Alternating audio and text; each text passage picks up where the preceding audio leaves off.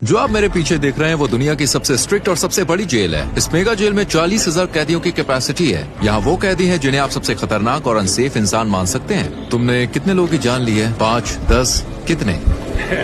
50 से ज्यादा।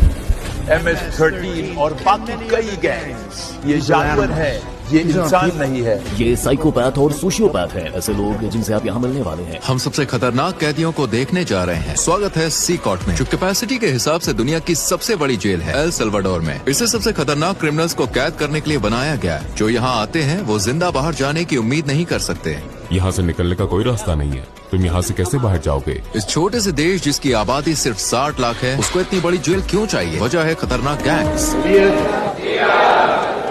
कभी पूरे देश पर राज करने वाले इन गैंग्स पर मार्च 2022 से कड़ी कार्रवाई शुरू हुई। राष्ट्रपति नायाब बुकेले के शासन में सिर्फ 16 महीनों में 70,000 से ज्यादा लोग को अरेस्ट किया गया। ये देश के एडल्ट पॉपुलेशन का करीब 2% है। बसों ने अंधेरे में एक सख्ती से तैयार किए गए ऑपरेशन में हजारों गैंग के सदस्यों को जंजीरों में बांधकर सी कॉर्ट पहुंचाया। एक के पीछे एक बैठाए, सिर झुकाए, वो एक ही भीड़ की तरह दिख रहे थे। हथियारबंद गार्ड से घिरे होने के कारण उनमें से किसी ने भी आदेशों का विरोध करने की हिम्मत नहीं करी। एक ही दिन में उनकी जिंदगी पूरी तरह से बदल गई। हम यहाँ के सबसे खतरनाक गैंग लीडर का इंटरव्यू भी करेंगे। 10 मिनट। 2022 में बनी ये जेल बहुत बड़ी है। ये जेल जो है ये करीब 410 एकड़ में फैली है दोस्तों। और आपको बता दें इसमें करीब 8 अलग अलग हिस्से हैं। हर 2 हिस्सों को 3 मीटर ऊंची दीवार और नुकीले तारों से घेरा गया है। ये पूरी जगह 9 मीटर ऊंची दीवार और 3 मीटर ऊंची बिजली की तारों वाली फेंस से घिरी हुई है, जिसमें 15,000 वोल्ट का करंट है। 19 वॉच टावर्स हर हरकत पर नजर रख रहे हैं ताकि कुछ भी छूट न जाए। यहाँ की पूरी डिजाइन सिर्फ भागने से नहीं रोकती, बल्कि भागने के ख्याल को ही मिटा देती है। हेलो, हमारे पास प्रेसिडेंसी से परमिशन है। सोल्जर्स ने हमें रोक लिया। हमें उम्मीद है कि आपने मास्क पहना है क्योंकि वो यहाँ एक जोखिम भरा काम कर रहे हैं। अगर उनकी पहचान हो गई तो टाउन सेंटर से जाना उनके लिए और भी खतरनाक हो सकता है, क्योंकि इनके गैंग्स के बहुत सारे कनेक्शन है, इसलिए उन्हें अपनी पहचान छुपानी पड़ती है। आप मास्क क्यों नहीं पहनते?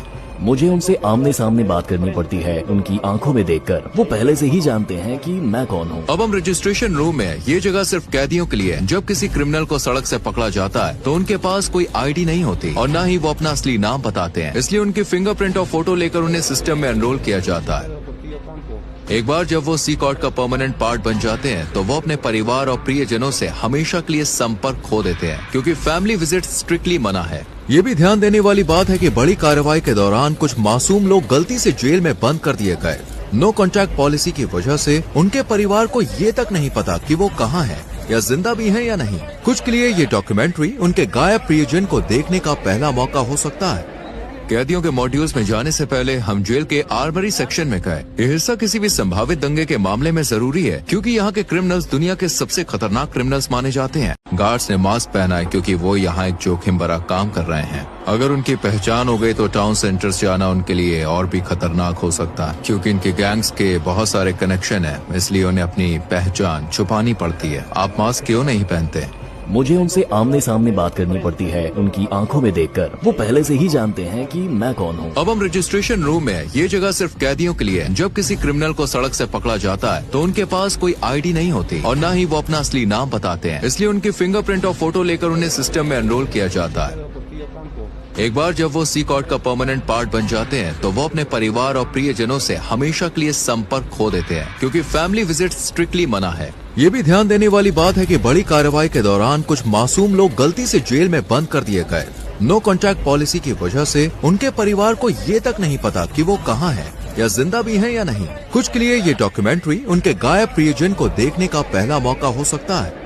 कैदियों के मॉड्यूल्स में जाने से पहले हम जेल के आर्मरी सेक्शन में गए। ये हिस्सा किसी भी संभावित दंगे के मामले में जरूरी है, क्योंकि यहाँ के क्रिमिनल्स दुनिया के सबसे खतरनाक क्रिमिनल्स माने जाते हैं। हम जो हथियार यहाँ इस्तेमाल करते हैं और वो T65 राइफल है, जो कि M16 राइफल जैसी ही होती है। हमारे पास 12 गेज शॉटगन भी है। सिग सॉयर राइफल हमें तंग जगहों में भी आसानी से काम करने देती है। जब क्रिमिनल्स को अरेस्ट कर बस में ले जाया जाता है तो उनके मूवमेंट को रोकने और ऑफिसर्स की सुरक्षा के लिए कई तरह की हथकड़ियां और जंजीरें लगाई जाती हैं। क्या यहाँ पे कभी दंगा हुआ? अभी तक कोई भागने की कोशिश नहीं हुई। यहाँ हमारे पास सबसे खतरनाक क्रिमिनल है। दंगा रोकने वाले गियर में सिर की सुरक्षा, फेस शील्ड, गर्दन की सुरक्षा, एंटी ट्रॉमा वेस्ट, पैरों की सुरक्षा, शिन गार्ड्स और एक शील्ड शामिल है। आमतौर पर जेलों में कैदी हाथ से बने हथियार जैसे चाकू या नुकीले औजार तैयार कर लेते हैं। उनकी पूरी सुरक्षा की जाती है। आप देख सकते हैं उनके पैरों की भी सुरक्षा होती है। क्योंकि जेल बहुत बड़ी है, हमें बस से जाना होगा। अब हम मॉड्यूल एरिया में एंटर कर रहे हैं। देश को सुरक्षित रखने के लिए सीकॉट में 1000 स्टाफ मेंबर्स काम करते हैं। ये लगभग इम्पॉसिबल है, लेकिन बस सोचिए अगर कोई कैदी इस किले नुमा जेल से बाहर निकल भी जाए तो जो छोटे छोटे पत्थर आप देख रहे हैं उन्हें जानबूझकर यहाँ रखा गया है। इन पत्थरों पर चलते ही आवाज होती है जैसे अलार्म बज गया हो। ऐसे में चुपचाप भागना नामुमकिन है। क्या उन्होंने भागने की कोशिश की? नहीं। क्या वो कोशिश कर सकते हैं? मुश्किल है, क्योंकि उन्हें कई सिक्योरिटी रिंग्स पार करने होंगे। सीकॉट को एक अलग अलग जगह पर अपनी पूरी इंफ्रास्ट्रक्चर के साथ बनाया गया है, जिसमें इलेक्ट्रिकल और सीवेज सिस्टम भी शामिल है ताकि बाहरी रोक टोक ना हो सके। अगर बिजली कट जाए या पानी की सप्लाई रुक जाए तो सिस्टम्स और पावर प्लांट एक हफ्ते तक काम कर सकते हैं। मुझे बहुत एक्साइटमेंट हो रही है। अब हम दुनिया के सबसे खतरनाक क्रिमिनल्स के आमने सामने होने वाले हैं। माहौल काफी तनावपूर्ण है। अब हम एक मॉड्यूल के अंदर जा रहे हैं। आप यहाँ तीसरे और चौथे मॉड्यूल को एक साथ देख सकते हैं। जो क्रिमिनल इनमें से किसी एक इमारत में घुसता है वो कभी इन दरवाजों से बाहर नहीं निकलता। कुछ ही कदमों में हम 2500 से ज्यादा कैदियों के बीच होंगे। ये ऐसा है जैसे कंट्रोल केओस के बीच कदम रख रहे हैं।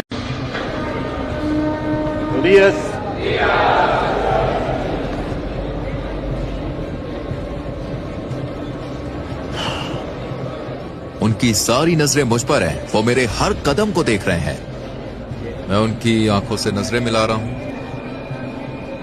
यहाँ इतने सारे लोग हैं, मेरे पास शब्द नहीं है। मुझे बहुत बेचैनी महसूस हो रही है। सभी कैदियों ने सफेद शर्ट, शॉर्ट्स और चप्पल पहनी होती है। उनके पास और कोई सामान नहीं होता। ज्यादातर कैदी मुश्किल से 20-25 साल के होते हैं और गंभीर अपराधों के लिए दोषी ठहराए गए हैं। इतिहास के सबसे कुख्यात क्रिमिनल के पास भी आमतौर पर 20 से 30 पीड़ितों का रिकॉर्ड होता है, लेकिन यहाँ कुछ कैदी सैकड़ों मासूम लोगों की जान लेने के लिए जिम्मेदार हैं। क्या मैं कैदियों से कुछ पूछ सकता हूँ? नहीं, बिल्कुल नहीं। अगर आपके कोई सवाल है तो मैं उनका जवाब दूंगा। अगर वो मुझसे बात करने की कोशिश करें तो आप क्या करेंगे? मैं उन्हें ऐसा करने नहीं दूंगा। वो जानते हैं कि अगर उन्होंने इंस्ट्रक्शंस को फॉलो नहीं किया तो उन्हें सजा मिल सकती है। मुझे जानने की उत्सुकता है कि इन ग्रुप लीडर्स में से किससे मेरा इंटरव्यू होगा। हमें इस पीली लाइन को पार करने की इजाजत नहीं कि ये दुनिया के सबसे खतरनाक इंसानों में से हैं। हमारे और उनके बीच कोई सलाखें नहीं है और हर कोई जानता है कि यहाँ कुछ भी हो सकता है। इस मेगा जेल के 8 मॉड्यूल में से आपको बता दें हर एक में 32 सेल हैं। हर सेल में करीब 80 कैदी होते हैं, लेकिन ये संख्या 150 तक जा सकती है। जेल अभी अपनी पूरी क्षमता पर नहीं है, लेकिन फिर भी हर कैदी के पास केवल 0.5 स्क्वायर मीटर्स की पर्सनल जगह है। कैदियों को ना तो कोई वेंटिलेशन मिलता है और ना ही सेल के बाहर चलने का कोई आंगन। यहाँ हर कैदी को इतनी लंबी सजा दी गई है जिसको आप इमेजिन भी नहीं कर सकते। एक चीज जो नहीं बदलती वो ये है कि ये कैदी कभी भी बाहर नहीं जाएंगे और कभी सूरज की रोशनी नहीं देख पाएंगे। जेल के अंदर बाहर आने जाने की इजाजत केवल स्टाफ और कभी कभी मीडिया को है। ये लोग कभी भी इस बिल्डिंग को नहीं छोड़ेंगे। अगर आप उनके चेहरे को देखें तो उनकी आंखों में खालीपन दिखेगा। इनके पास भविष्य के लिए कोई उम्मीद नहीं है। ये लोग बहुत रोबोटिक लगते हैं। इनकी जिंदगी एकदम बेजान चल रही है। ये खुला कोना इनका टॉयलेट एरिया है। 80 कैदियों के लिए यहाँ सिर्फ 2 टॉयलेट है। ये काफी अपमानजनक है। इनका पूरा कॉन्फिडेंस और अनुशासन यहाँ तोड़ दिया जाता है। जहाँ ये टॉयलेट करते हैं वहीं पर ये नहाते भी हैं। खुद को साफ करने के लिए वो प्लास्टिक के डायपर्स और एक ही बेसिन का इस्तेमाल करते हैं। उनकी सेल में पीने के लिए सप्लाई नहीं है, इसलिए उन्हें पीने के पानी के लिए एक नीले बैरल पर निर्भर रहना पड़ता है। जहाँ कैदी सोते हैं वो है मेटल के बंक बेड, न तकिया और न ही गद्दा। हर कैदी को सिर्फ जरूरत भर का सामान मिलता है। एक सफेद चादर, एक यूनिफॉर्म, मोजे, चप्पल और एक तौलिया, बस यही। ये कैदी अपने 4 लेवल वाले बंक बेड पर पूरा दिन बिताते हैं। इन्हें ऐसे ठूस कर रखा गया है जैसे गोदाम में सामान रखा जाता है। स्वच्छता और अनुशासन के लिए कैदियों के बाल हर 2 हफ्ते में जेल स्टाफ द्वारा काटे जाते हैं। लंबे बाल या दाढ़ी सिर्फ गंदे ही नहीं होती, बल्कि इनसे तेज धार वाली चीजें भी छुपाई जा सकती है। चलो देखते हैं। अपनी शर्ट उतारो और यहाँ लाइन में खड़े हो जाओ। अब ये अपनी शर्ट्स उतार रहे हैं। ये कैदी कभी MS-13 और बोरियो 18 गैंग्स का हिस्सा थे जो एल सल्वाडोर के मोहल्लों पर राज करते थे। इन 2 दुश्मन गैंग्स ने सालों तक लोकल लोगों से पैसे वसूले और उन्हें बहुत तकलीफ दी। यहाँ बोरियो 18 और MS-13 दोनों गैंग्स एक ही सेल में हैं। हाँ बिल्कुल, पूरा मॉड्यूल ऐसा ही है, सभी इसी तरह रहते हैं। बाहर अगर कोई दूसरे के इलाके में जाता है तो उसे बुरी तरह से मारा जाता है, लेकिन यहाँ वो आखिरी सांस तक एक साथ रहते हैं। ये एक दूसरे पर हमला किए बिना कैसे रहते हैं? इन्हें साथ रहना सीखना पड़ता है। यहाँ ये जेल में है, सड़क पर नहीं। ज्यादातर कैदियों के शरीर पर यहाँ तक कि चेहरे पर भी टैटू है जो उनकी गैंग की वफादारी को दिखाते हैं। MS-13 के लिए टैटू में आमतौर पर शुरुआती अक्षर या नंबर 13 होता है। दूसरे गैंग के मेंबर 18 या 666 जैसे निशान इस्तेमाल करते हैं जो 18 तक जोड़ते हैं और शैतान का प्रतीक माने जाते हैं, या रोमन नंबर्स का इस्तेमाल करते हैं। चेहरे पर गैंग टैटू होना इस बात का साफ संकेत है कि वो संगठन के सबसे बेरहम और बड़े मेंबर्स में से एक है। सड़क पर ऐसे व्यक्ति से टकराना मौत को सामने देखने जैसा है। मकड़ी के जाल का टैटू रिप्रेजेंट करता है कि व्यक्ति न्याय व्यवस्था के जाल में फंसा है और लंबी जेल की सजा काट रहा है। शैतान के सींग वाला टैटू अंधेरे का प्रतीक है जो इन लोगों के शैतान की पूजा करने को दर्शाता है। कुछ तो यहाँ तक दावा करते हैं कि उन्होंने अपने काम शैतान के आदेश पर किए हैं। आंसू की बूंद वाला ये टैटू दर्शाता है कि किसी की जान ली है। अगर 3 आंसू है तो इसका मतलब है कि उन्होंने इतने लोगों की जान ली है कि उनको अब इस चीज की गिनती भी याद नहीं है। अभी हंसो बाद में रो वाक्य वाले जो मास्क है या फिर जो जोकर के टैटू हैं, वो ये संदेश देते हैं कि मुश्किलों में भी मजबूत रहो और परिणामों का सामना बाद में करो। क्या ये सभी लोग वाकई में इतने ज्यादा बुरे हैं? ये किसी और ही लेवल पर है। सबसे खतरनाक क्रिमिनल जो अपनी मानसिकता कभी नहीं बदलेंगे। अगर आप ऊपर की ओर देखें तो वहाँ एक कैटवॉक एरिया है। गार्ड्स लगातार इस ऊंची जगह से कैदियों पर नजर रखते हैं। अगर कुछ भी संदिग्ध होता है तो वो तुरंत कार्रवाई करते हैं। इसके अलावा कैमरों का एक बहुत बड़ा नेटवर्क हर कोने पर 24/7 नजर रखता है ताकि कुछ भी छूट न जाए। मॉड्यूल्स को दिन रात रोशनी से भर कर रखा जाता है। जब सूरज ढल जाता है तब भी लाइट्स हर वक्त जलती रहती है। कैदियों पर लगातार नजर रखी जाती है। मुझे लगता है ये यहाँ होने वाली सबसे मुश्किल चीजों में से एक है। जब वो सोने की कोशिश करते हैं तो अपनी आंखों को रोशनी से बचाने के लिए तौलिए से ढक लेते हैं। यहाँ पर एक पादरी बाइबल से कैदियों को देके कुछ महत्वपूर्ण पाठ पढ़ा रहे हैं। वहीं दूसरी तरफ कुछ फिजिकल एक्सरसाइज कर रहे हैं। एक ट्रेनर भी मौजूद है। ये इकलौता समय है जब ये कैदी अपनी सेल से बाहर आते हैं। ये गतिविधियाँ हथियारबंद गार्ड्स की नजर में हफ्ते में कुल 1 घंटे के लिए होती है। इस तरह की एक्टिविटी प्रति सप्ताह टोटल 1 घंटे के लिए होती है। बाकी पूरा समय ये अपनी सेल में बंद रहते हैं। ये एक रोटेटिंग शेड्यूल है। जगह की कमी के कारण सभी कैदी एक ही दिन बाहर नहीं आ सकते। यदि कैदी सेल के बाहर होते हैं तो ऐसे में क्या कभी कोई बड़ा हंगामा हुआ है? अब तक कुछ नहीं हुआ। जब भी हमारा कैमरा किसी सेल पर फोकस करता है तो अक्सर हम किसी कैदी को चुपचाप कुछ शब्द बोलते हुए देखते हैं। जेल की सलाखों के पीछे भी गैंग के मेंबर बाहर ऑर्डर्स भेजने की कोशिश करते हैं। एक कैदी ऐसा ही कर रहा था। उसका मैसेज ब्लॉक करने के लिए सेंसर कर दिया। ये गैंग सभी भी काफी ताकत रखते हैं। अफवाह है कि ये मासूम लोगों को निशाना बनाकर बदला लेने का प्लान बना रहे हैं। इसके जवाब में अधिकारियों ने चेतावनी दी है कि वे कैदियों पर और सख्त कदम उठाएंगे। अगर उन्होंने ऐसा किया तो उन्हें जेल में खाना नहीं मिलेगा। मैं कसम खाता हूँ वो एक दाना चावल भी नहीं खाएंगे। फिर देखते हैं वो कितने दिन टिकते हैं। यहाँ कैदियों को दिन में 3 बार सुबह, दोपहर और रात का खाना मिलता है। नाश्ते में आमतौर पर चावल और बीन्स होते हैं और रात के खाने में भी यही होता है।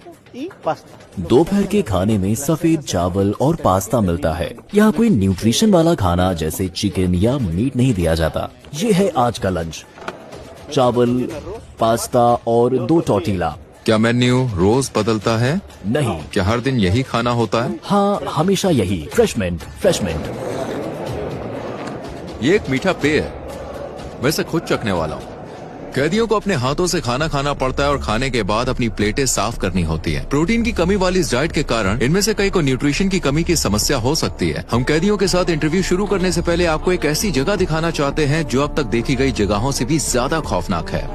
ये है आइसोलेशन सेल एरिया। जब कैदी कानून के मुताबिक कोई नियम तोड़ते हैं तो उन्हें इन आइसोलेशन सेल्स में भेजा जा सकता है। कानून मुझे इन्हें 15 दिनों तक यहाँ रखने की इजाजत देता है। इन सेल्स के दरवाजे पूरी तरह से बंद होते हैं। इस ग्रिड से मैं इन्हें देख सकता हूँ और पहचान सकता हूँ कि अंदर कौन है। यहीं पर हम इन्हें खाना देते हैं और दरवाजा खोलने से पहले हथकड़ी लगाने के लिए इस स्पेस का इस्तेमाल करते हैं। स्वागत है आइसोलेशन सेल में। अगर कोई कैदी मिसबिहेव करता है तो उसे यहीं भेजा जाता है। वो ये नहीं जानता कि कितना समय हो चुका है या उसे और कितनी देर तक यहाँ रहना होगा, दिनों या हफ्तों तक। वो इस कंक्रीट के बिस्तर पर सोता है बिना बाहर निकले। वो बाहरी दुनिया से पूरी तरह कटे होते हैं, अकेले केवल अपने ख्यालों के साथ। देखिए यहाँ पर पीने के लिए एक बेसिन है, यहीं से वो पानी लेते हैं और यहीं वे टॉयलेट करते हैं। पीने के पानी का बेसिन और टॉयलेट पास पास हैं। टॉयलेट हाल ही में इस्तेमाल किया गया है और गंदा दिखता है, जिससे लगता है कि सेल का हाल ही में इस्तेमाल हुआ है। उनके पास रोशनी के लिए इकलौता ये छोटा सा छेद है, जिससे मुश्किल से सूरज की रोशनी अंदर आती है। यही छेद ताजी हवा का भी इकलौता साधन है। आपके हिसाब से आइसोलेशन रूम की सबसे मुश्किल बात क्या है?